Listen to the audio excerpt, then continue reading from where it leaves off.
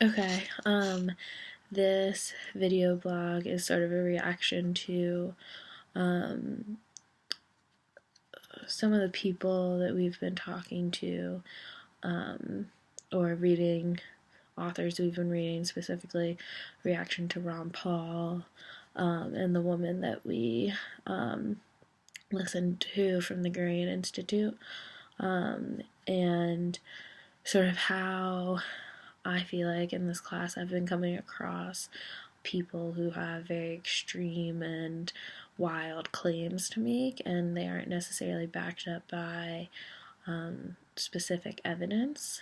But it's clear that these people, even though they don't have specific evidence that they're pointing to in order to support their claims, they're still gaining a lot of attention in the reform world.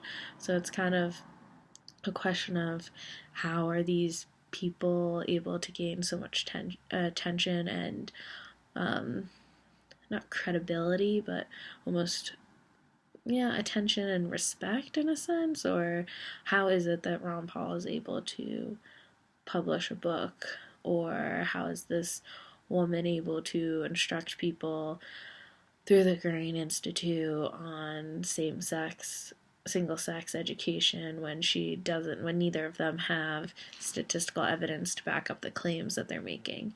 And so the conclusion I came to is that we are in an era of innovation, and that era of innovation is allowing for these people to market themselves to specific groups of people, and sort of portray themselves in society in a way that people aren't necessarily looking for statistical or empirical evidence. Um, and so I don't know, the use of internet, all the social media forms, there seems to be, it's slightly concerning because there is a lot of information being dispersed very easily to people, and this information isn't necessarily credible.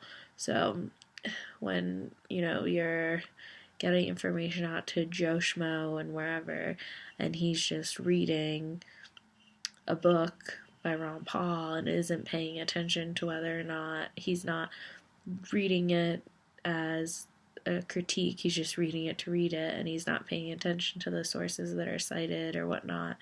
Like, why wouldn't he start to think in these views? Or I don't know, it's very interesting. It's the same with the Gurian Institute. How do they reach so many different teachers in their trainings, but no one stopped and questioned kind of their methods?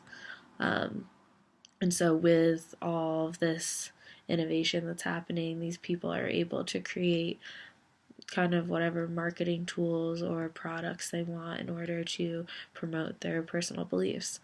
And so I think that's something that people in the education world need to really start paying attention to, is what kind of claims are being made and what's the evidence that's supporting these claims, because it's kind of allowing for this increase. It's also allowing for this increase in segregation in schools or amongst socioeconomic groups or religious groups, because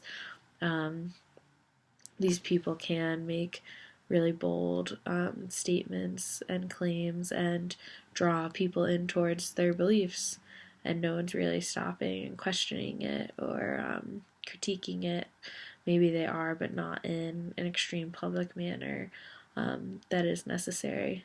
So it's kind of just promoting this increase in segregation of groups, because these groups are allowed to gain attention and support in the ways that they need it. So why wouldn't they be able to grow in that sense? So yeah, I don't know. I think it's really valuable also for us to um, listen to the woman from the Gurian Institute or read Ron Paul's book, or even read Salman Khan's book, The Other Extreme Side.